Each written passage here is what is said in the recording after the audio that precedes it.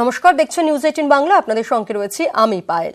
Chit fund দুর্নীতিতে গ্রেফতার প্রযোজক শ্রীকান্ত মহতা। রোজভ্যালি কাণ্ডে এসভিএফ কর্ণধারকে গ্রেফতার করল সিবিআই।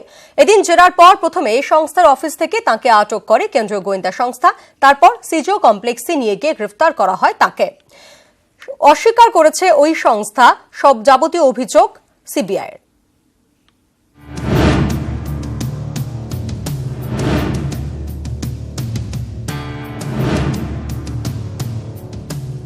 চিটফান্ড কাণ্ডে আরও এক হাই প্রোফাইলের গ্রেফতারি। রোজভ্যালি মামলায় বৃহস্পতিবার শ্রী ভেঙ্কটেশ ফিল্মসের কর্ণধার শ্রীকান্ত মহতাকে গ্রেফতার করল সিবিআই। তার বিরুদ্ধে প্রায় 25 কোটি টাকা জালিয়াতির অভিযোগ রয়েছে। এর আগেও বেশ কয়েকবার তাকে তলব করেছিল কেন্দ্রীয় গোয়েন্দা সংস্থা, কিন্তু কোনোবারই তদন্তকারীদের মুখোমুখি হয়নি টলিউডের এই প্রভাবশালী প্রযোজক। তাই হোমওয়ার্ক করেই এদিন মহতার অফিসে হানা দেয় সিবিআই এর দুটি দল। তার অফিসে চলে প্রাথমিক জেরা। সিবিআই এতবার তলব করা হলেও কেন আসেননি? অনুপস্থিতির কারণ কেন জানাননি মহতা? কাজে ব্যস্ত থাকায় যেতে পারেনি। সিবিআই গৌতম কুণ্ডুর সংস্থার থেকে কত টাকা নিয়েছিলেন মহতা? 25 কোটি টাকা নিয়েছিলাম। এরপরই গৌতম কুণ্ডুর বয়ানের কাগজ দেখিয়ে সিবিআই প্রশ্ন করে। সিবিআই গৌতম কুণ্ডু বলেছেন 73টি ছবির জায়গায় মাত্র 26টি ছবির প্রচার করেছেন। বাকি টাকা কোথায় গেল?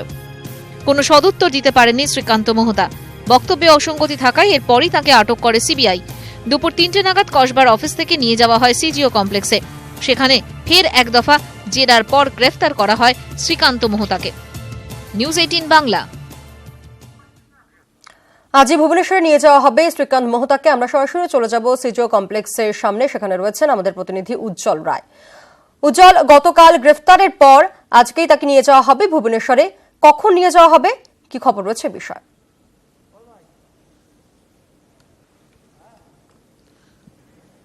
দেখো, 12টা 20 সময় তাকে তার বিমান রয়েছে, 10টার সময় তাকে এখান থেকে বের করা হবে এবং ভুবনেশ্বরে নিয়ে যাওয়ার পর তাকে জিজ্ঞাসাবাদ করা হবে। কালকে তাকে গ্রেপ্তার করার পর রাতেও কিন্তু তাকে জেরা করা হয় এবং সিবিআই আধিকারিকদের সঙ্গে কথা বলার পর তাকে আজকে সিদ্ধান্ত হয় যে আজকে তাকে ভুবনেশ্বরে নিয়ে যাওয়া হবে। সেই অনুযায়ী কিন্তু প্রস্তুতি চলছিল।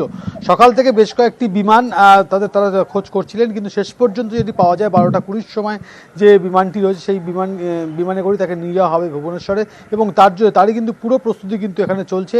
10টার সময় তাকে এখান থেকে বের করা হয় বলে আমরা সূত্রে খবর জানতে পারছি। উজ্জ্বল, তুমি যেমনটা জানলে যে গতকাল রাতেও তাকে জেরা করা হয়েছে, সেক্ষেত্রে জেরা পর্বে কথা কি কোনো রকম অসঙ্গতি, কিছু কি সিবিআই সূত্রে কোনো তথ্য পাচ্ছ?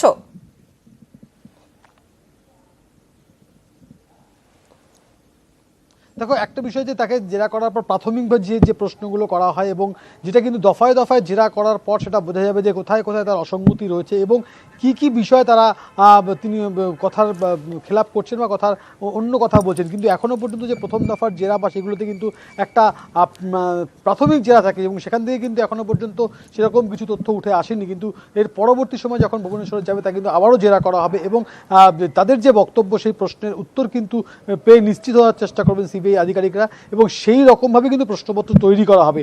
এখনো পর্যন্ত যা খবর, তাকে ভুবনেশ্বর নিয়ে যাওয়ার জন্য যে প্রস্তুতি সেটা কিন্তু পুরো পর্যায়ে হচ্ছে এবং কিছুক্ষণের মধ্যে গাড়ি চলে আসবে। 10টার সময় তাকে এখান থেকে বের করা হবে এবং তাকে নিয়ে যাওয়া হবে 12টা 20 বিমান রয়েছে। ধন্যবাদ তোমাকে উজ্জ্বল। আমাদের সঙ্গে সরাসরি সিজিও কমপ্লেক্স থেকে ছিলেন আমাদের প্রতিনিধি উজ্জ্বল রায়।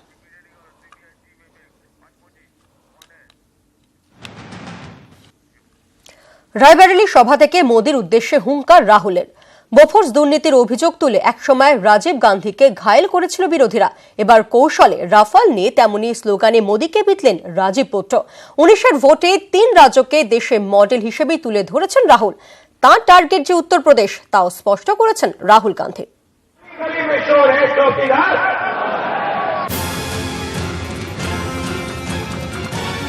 80-এর দশকের শেষ দিক। বোফোর্স দুর্নীতির অভিযোগে বিরোধীদের আক্রমণের নিশানা হয়েছিলেন তৎকালীন প্রধানমন্ত্রী রাজীব গান্ধী। প্রায় 4 দশক পর দিল্লির রাজনীতিতে ফের তেমনই স্লোগান কৌশল। এবার বললেন রাজীব পুত্র রাহুল, লক্ষ্য প্রধানমন্ত্রী নরেন্দ্র মোদী।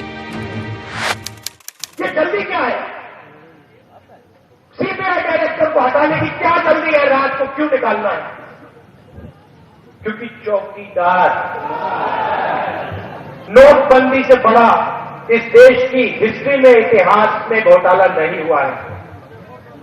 फुटपाथ को किसने चोरी किया आपसे? नरेंद्र मोदी। रेलवे लाइन किसने ली? नरेंद्र मोदी। और फिर यहां आते भाषण देते चोर है। है चौकीदार, ये सच्चाई है। গত লোকসভা নির্বাচনে গুজরাট মডেলকে সামনে রেখে ভোট যুদ্ধে নেমেছিলেন মোদী। এবার রাহুলের তাস মধ্যপ্রদেশ, ছত্তিশগড় ও রাজস্থানে কংগ্রেসের পুনরুত্থান। देश के सामने दो समस्याएं हैं। एक, युवाओं को रोजगार देने का, और दूसरा, किसानों की रक्षा करने का। और मैं आपको गारंटी कहके कहता हूं, मैंने मध्य प्रदेश, छत्तीसगढ़, राजस्थान में कहा था, कांग्रेस पार्टी की सरकार आएगी तो पहला काम किसान की रक्षा और दूसरा काम युवाओं को रोजगार देने का। मध्य प्रदेश में, छत्तीसगढ़ में काम शुरू हो गया है। লোকসভা ভোটে উত্তরপ্রদেশে কংগ্রেসের রণকৌশল কি হবে তা স্পষ্ট করেছেন রাহুল। তার টার্গেট যে রাজ্যের বিধানসভা ভোট তাও বুঝিয়ে দিয়েছেন। उत्तर प्रदेश में अगले इलेक्शन में कांग्रेस पार्टी की सरकार बनानी है। हम यहां पे बीजेपी को हराने आए हैं, मिटाने आए हैं।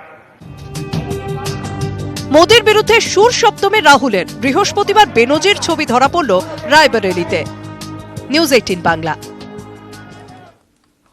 দীর্ঘ 13 বছরের জট, অবশেষে সেই পিটিটিআই জট কাটল সুপ্রিম কোর্টের নির্দেশে। সর্বোচ্চ আদালতের রায় 2004-05 শিক্ষাবর্ষে পাওয়া পিটিটিআই শংসাপত্র বৈধ। আদালতের নির্দেশ 12 সপ্তাহের মধ্যে মামলাকারীদের প্রাথমিক শিক্ষক পদে নিয়োগ করতে হবে। 2010 সালের 31 ডিসেম্বরের মধ্যে যারা আদালতে মামলা করেছেন তারা চাকরি পাবেন। সুপ্রিম কোর্টের নির্দেশে দীর্ঘ 13 বছর পর কাটল পিটিটিআই জট। 2006 সালে প্রাথমিক শিক্ষক নিয়োগে বিজ্ঞপ্তি জারি করে জেলা প্রাথমিক শিক্ষা সংসদ। প্রশিক্ষণপ্রাপ্ত প্রার্থীদের আবেদন করতে বলা হয়। 2009 সালে পরীক্ষা হয়, 2010 সালে হয় নিয়োগও। কিন্তু কয়েকশো পরীক্ষার্থী অভিযোগ করেন তাদের পিটিটিআই শংসাপত্রকে মান্যতা দেওয়া হয়নি, ফলে তারা এই নিয়োগ প্রক্রিয়া থেকে বঞ্চিত। মেধা তালিকা থেকে তাদের নাম বাদ গেছে। এই মর্মে 2010 সালে কলকাতা হাইকোর্টে একাধিক মামলা হয়। তৎকালীন বাম সরকারের যুক্তি ছিল বৈধ প্রতিষ্ঠানের না হওয়াতেই পিটিটিআই শংসাপত্রকে মান্যতা দেওয়া হয়নি। এই নিয়ে দীর্ঘ কয়েক বছর ধরে মামলা চলে। কলকাতা হাইকোর্টের সিঙ্গল বেঞ্চ ডিভিশন বেঞ্চ হয়ে জল গড়ায় সুপ্রিম কোর্ট পর্যন্ত। সেখানেই বৃহস্পতিবার বিচারপতি দীপক গুপ্ত এবং বিচারপতি সঞ্জয় কলের ডিভিশন বেঞ্চ তাদের রায় জানিয়েছে 2004-2005 শিক্ষাবর্ষে পাওয়া পিটিটিআই শংসাপত্র বৈধ। 12 সপ্তাহের মধ্যে মামলাকারীদের প্রাথমিক শিক্ষক পদে নিয়োগ করতে হবে। 2010 সালের 31 ডিসেম্বরের মধ্যে যারা আদালতে মামলা করেছেন তারা চাকরি পাবেন। 2009 সালে পরীক্ষা দিয়ে যারা শিক্ষক পদে নিযুক্ত হয়েছেন তাদের চাকরিতে যেন হাত না পড়ে। এই 22 নম্বরটা পাচ্ছিল না বলে প্রচুর মামলাকারী মামলা করেছিল। কারণ যে ট্রেনিংটা ছিল 1 বছরের, হওয়া উচিত ছিল 2 বছরের। এই নিয়ে বেশ কিছু জায়গায় সমস্যার জট দেখা দেয়। চাকরি দেওয়ার ক্ষেত্রে 31 ডিসেম্বর 2010 পর্যন্ত যারা মামলাকারী হাইকোর্টে বা সুপ্রিম কোর্টে, তারা 3 মাসের মধ্যে তাদেরকে চাকরিতে নেওয়ার নির্দেশ দিয়েছে। সুপ্রিম কোর্টের রায় অনুযায়ী তৃণাঙ্ক চক্রবর্তী, আমিনা খাতুন সহ কয়েকশো মামলাকারীদের জন্য এবার নতুন শূন্যপদ তৈরি করে নিয়োগ করতে হবে। ক্যামেরায় সমীরণ বিশ্বাসের সঙ্গে অর্ণব হাজরা, নিউজ 18 বাংলা।